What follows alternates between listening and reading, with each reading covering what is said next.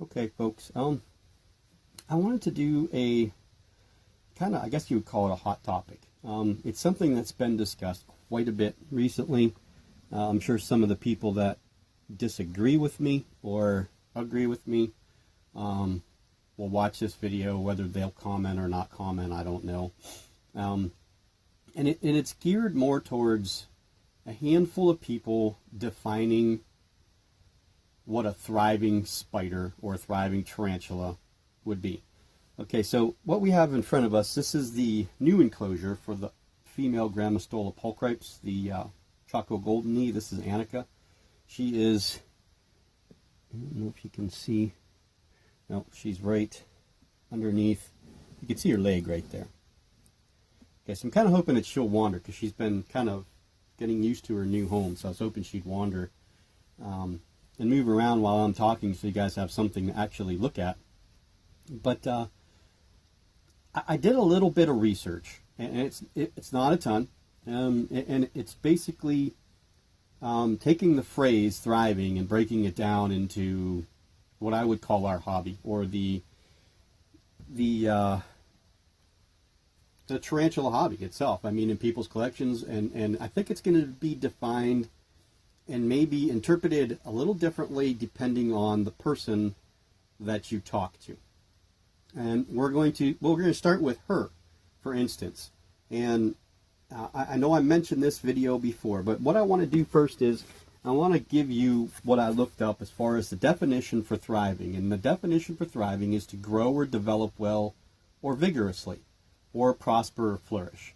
So I was like, well, let's find out what prosper actually means. And prosper, other than financially or materialistically, if you go to a human or an animal, it means to grow strong and healthy. And then flourish, the definition is to grow or develop in a healthy or vigorous way, especially as the result of a particularly favorable environment. Okay, so now how do we define a favorable environment? So do we go to where the spider lives in the wild? Okay, do we say that, okay, let's say that, I mean, she lives in a dry climate. Okay, it's not a wet. Do they have rainy season? Sure they do. But it's a lot easier to use a Pteronochelys marinus, the OBT. This is the easiest to define because you could go on YouTube and you can look up OBT or the Pteronochelys marinus and you can watch 25,000 different videos of them, and they're set up in different manners. Now, in the wild, a P. marinus or an OBT, we'll just say OBT because it's easier for me to get through, an OBT is going to dig. And the reason that they dig is because of the climate that they live in and the surroundings or the predation that is there. Okay, so animals that will eat them or to escape the heat of the African day. Okay, now this is, I think, a lot of the reason why tarantulas feed at night. Of course, the bugs are more prominent at night than they are during the day, but also the temperatures are cooler for them. So they're not in that beating down heavy sun.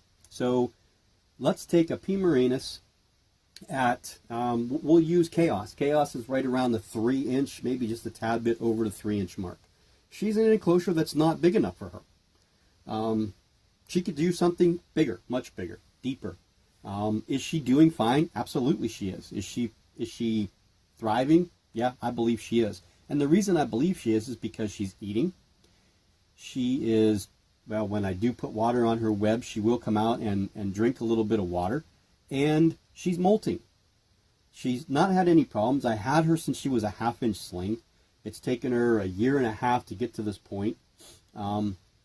So is she thriving? By definition, yeah, she is. Is she in her natural settings or surroundings? Is she in the way she would be in Africa, where she's from?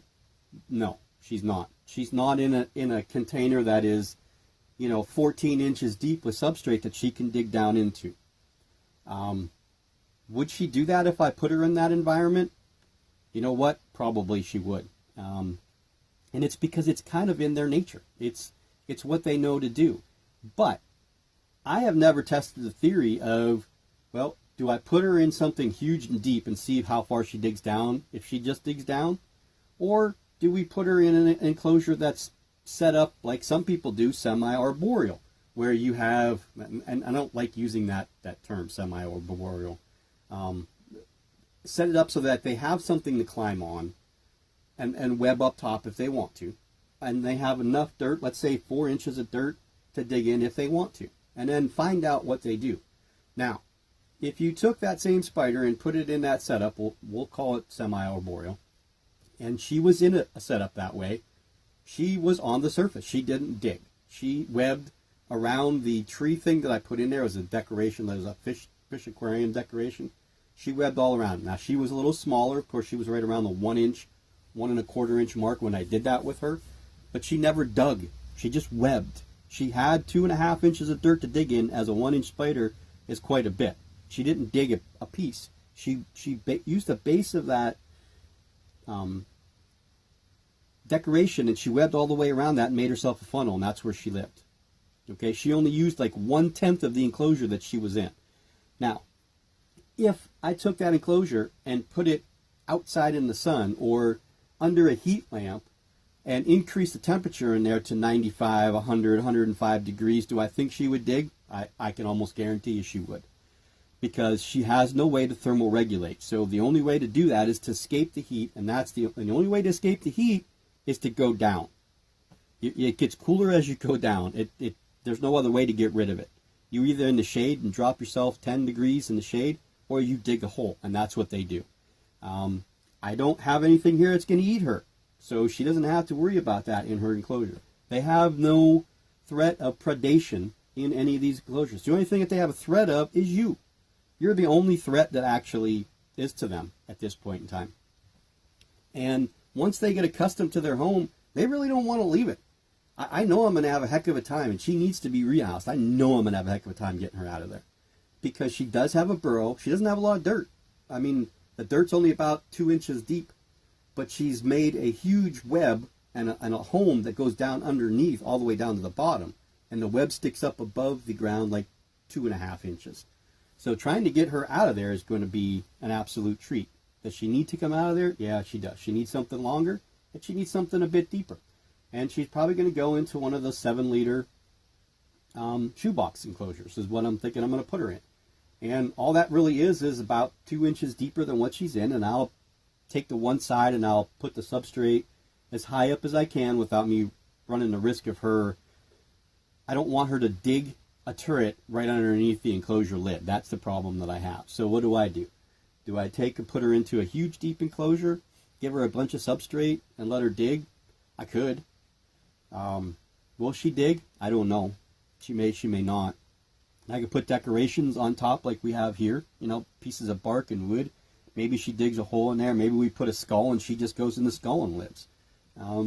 When I had the skull in with Bantu, which is the other OBT, that's where she lived. She lived in the skull. She didn't dig. She had 6 inches of dirt. She didn't dig an ounce.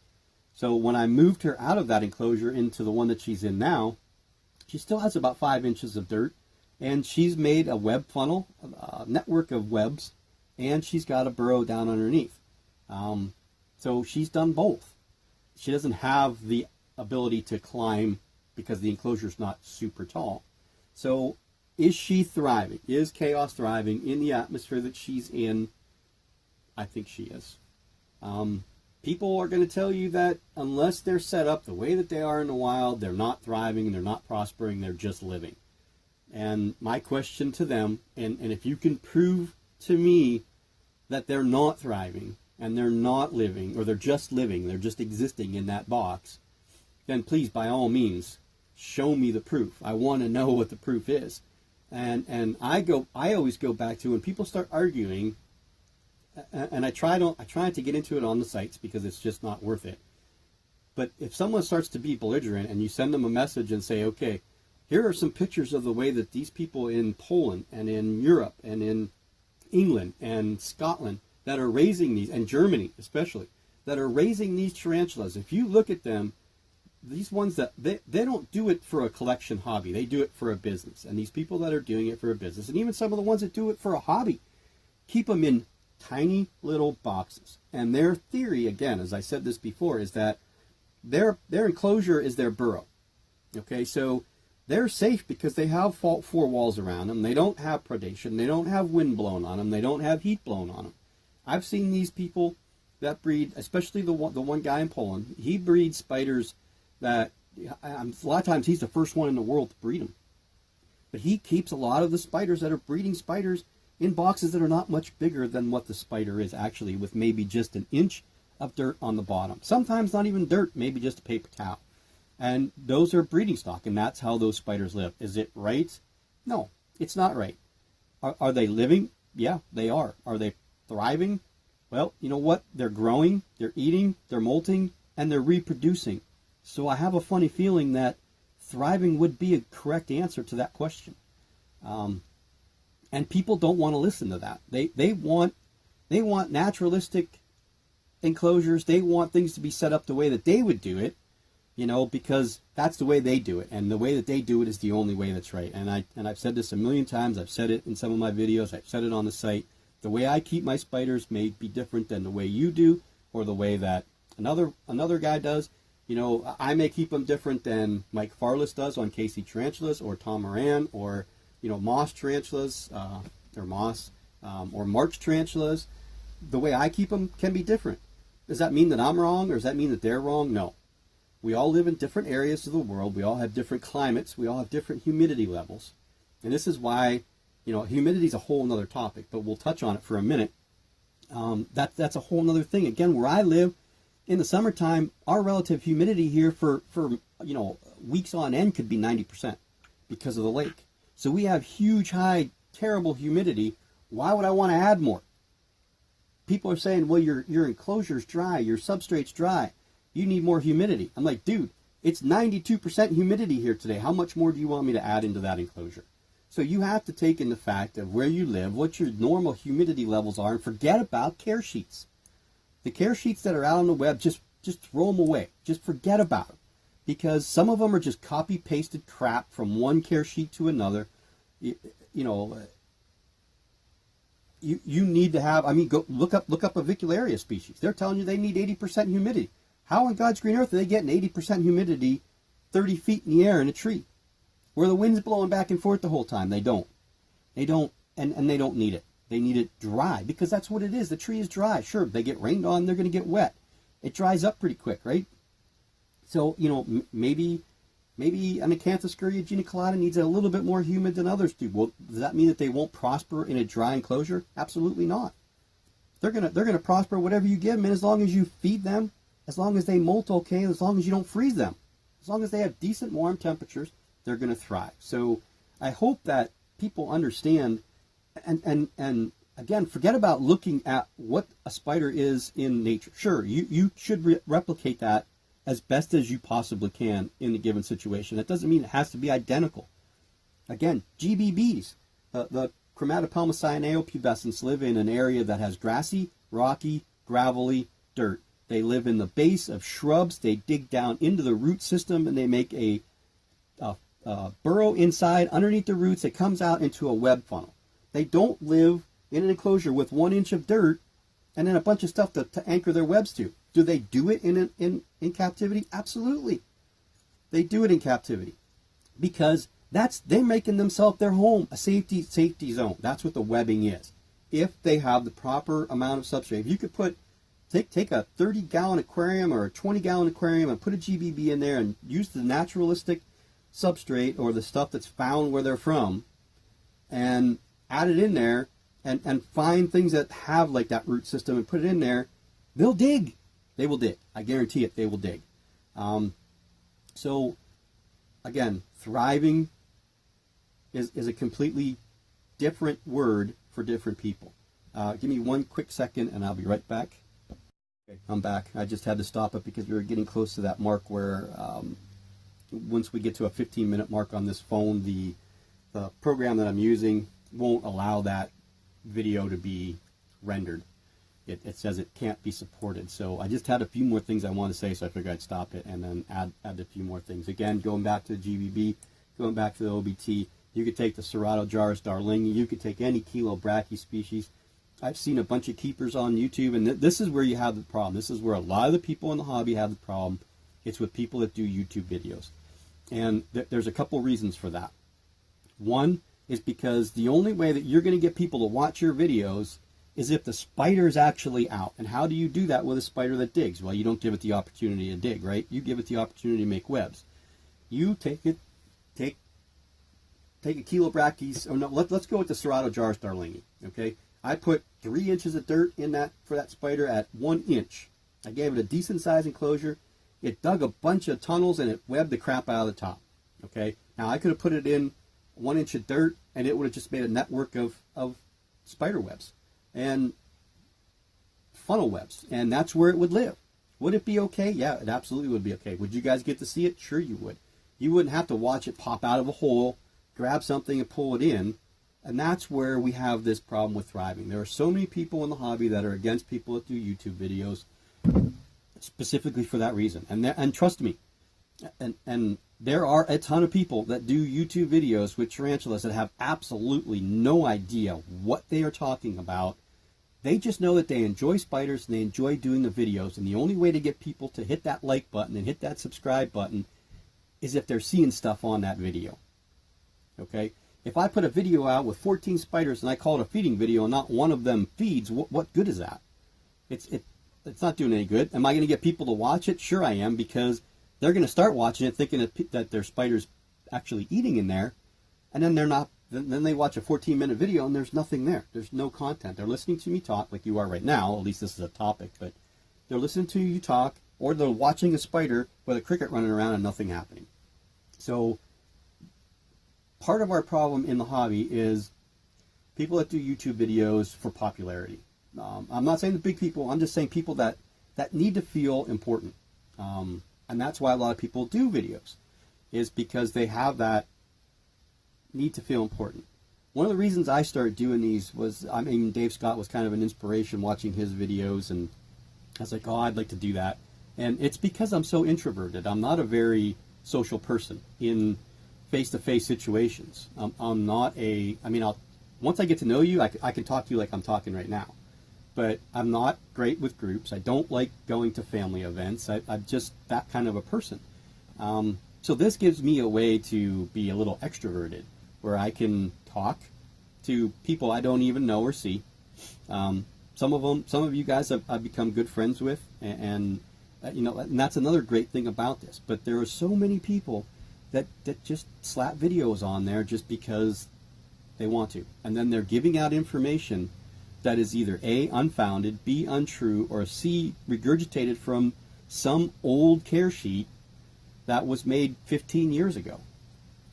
That half the time the spider name isn't even corrected. I mean, we still have people that have been doing videos and have been in the hobby for years that still refuse to change the names of some of the spiders that have been reclassified. So back to, you know, this, it all comes full circle here on what do you actually consider a thriving spider? And again, my definition is, I'll take her, my Chaos, you've seen her a million times. She's not in a very OBT friendly enclosure, but she's thriving. She's grown. She's molted 5 times in that enclosure. If she molts again, she'll definitely need a new enclosure. I'm hoping that, I really, really want to do it. I'm just trying to figure out the best way possible so it's safe for her and safe for me and safe for everybody in the house to get her out of there and into a bigger enclosure. And how I actually want to set that up, you know, because I mean, setting it up and having it the right situation for her is just as important as getting her out of there. I mean, getting her out of there and putting in her something that's not something she's accustomed to is going to stress her out for a while until she does become accustomed to it. So, you know, having her in what she's in right now, she's used to it. She knows her escape route. She knows where she can go. She knows where she feels comfortable. And you've seen the last video where I actually put something in there. She actually threw a threat posture up and slapped the webbing before she actually grabbed the worm, which is something that she's never done before. So that kind of led me to believe that maybe she is ready to move into something a little bit bigger. Maybe she needs to dig. You know, maybe she needs some more substrate. So that's my goal with her. It's just a matter of exactly what do I want to put her in. And I have a couple options. I'm just not exactly 100% sure which way to go. So do I think she's prospering? I do think she's prospering, or thriving, because that's the word that gets thrown around, thriving. And I asked the question on one of the groups, and I got some very constructive answers. I've got a lot of answers that agree with me, but I didn't get a lot of answers from some of the people that I expected to answer. And I think they did it on purpose. I think they didn't answer because I think they knew it was kind of geared towards them in general. I wanted to see what they would say. I didn't want to start an argument. I wanted it to be just a normal civil debate on what they considered thriving and how do you actually measure how well a spider's doing, because they don't smile, they don't do jumping jacks, they don't do cartwheels, they don't do anything that would lead you to believe that, you know what, I'm happy, I'm excited, I'm thrilled to be alive. They are here to do a few things: eat, grow, and multiply, and survive, and all that. Of course, survive you have to survive to do all that stuff. That's what they're here for. That's their purpose. Their purpose isn't to have fun. They don't play ball. They don't have sporting events. They sit in a box with dirt and a log and some plants, or you know, wherever they're at. That's what they do. And keeping them captively like this is for our benefit only. It doesn't it benefits them in the fact that they're going to stay alive as long as we take care of them. They're going to stay alive. My OBT is going to stay alive just as long in an enclosure that she doesn't have 14 inches to dig dirt in as she would in an enclosure she's got 4 or 5 inches to dig in that she chooses not to. Or she decides, I don't want to dig, I just want to web everything because I feel more comfortable that way. So I'll do a video on the OBTs, and it's more towards the old world species, to be honest with you. And again, new world species, it's not a ton differently. A lot of the Brachypelma species are and will dig if you give them the opportunity to. Not all of them will. I'm not saying that yours is wrong because it's not digging, or mine is because it is digging, because a lot of mine don't. Slings did. Now even the slings are up on top, and they have dirt to dig in. My Classy has burrowed. The Brachypelma hamori sling did not. The Vagans, none of them have burrowed. Even the baby little tiny slings, they sit on top of the dirt in their vial. The Albopilosums, all of them dug. The Albiceps juvenile dug some dirt out, just kind of made a burrow, not an actual a den, more or less, not a burrow. The Schroederi hasn't dug anything. The Amelias haven't dug, and neither have the Baumgartenis. Do they do that in the wild? They absolutely do. And why do they do that? Because it's so freaking hot. That's why they dig.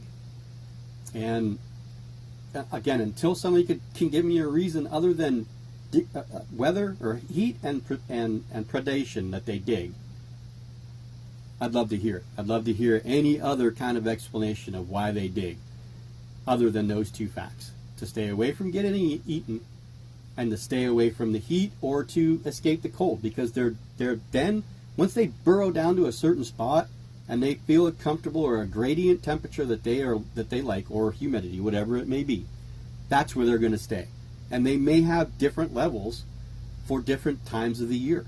When it's summer and super hot, they may dig down deeper. When it's, or not as deep, I don't know. They may dig down to a, I would think that they would probably, this now I'm kind of trying to convince myself of something, but they probably dig down to a point where they're going to be comfortable either any time of the year, whether it's cold or whether it's hot out.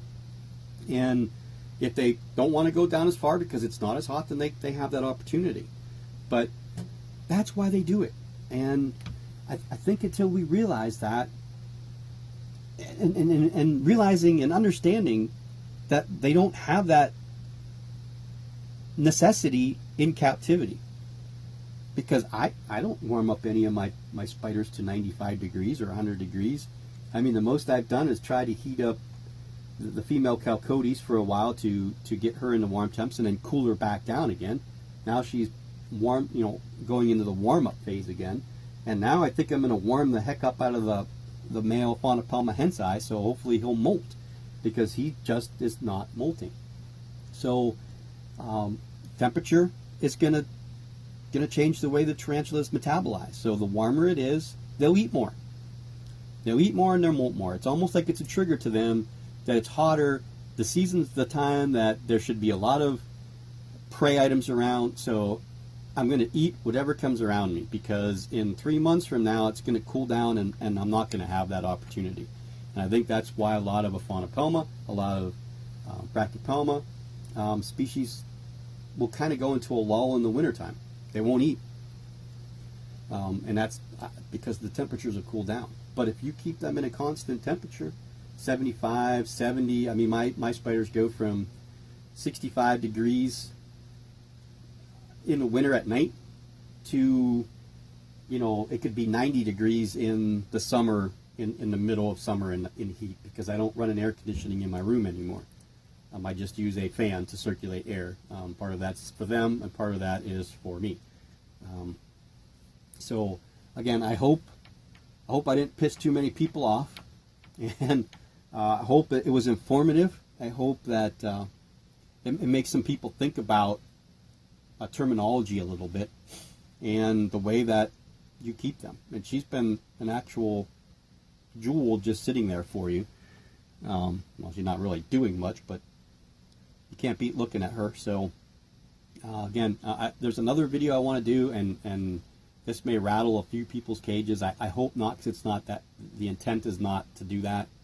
But I do want to question some people, and I hope some people answer me, and I hope they understand where I'm coming from. Because again, I'm trying to philosophize the art of keeping and the reasoning behind what we do, what we use, and how we use it. The next video like this will be on what you use for hides, and why I don't like using stuff like solo cups or plastic cups or anything that has a back to it or a bottom to it. And again, when we get into that video, I'll explain why. Some spiders I think it'd be okay, but for the vast majority of them, I don't like it. I know a lot of people use them, and I'm not saying that you shouldn't. I want to know, what's the reasoning, and I'll give you my reasoning on why I'm not a big fan of them. Again, I hope everybody enjoyed this. I hope I didn't, again, piss too many people off. And let me know what you think down below. I'm hoping that this video actually gets a ton of comments, because I ask for comments a lot, and I just get comments from the same people over and over again about, all the video is this, or, you need to turn the volume up, or whatever it may be. Great collection stuff, and I appreciate those comments. Keep them coming. But I'd just like to hear some more. This is kind of a touchy subject, and something that may hit a nerve on a few people. So we're going to say goodbye to Annika, as she's going to do some more exploring, and we will talk to everybody real soon.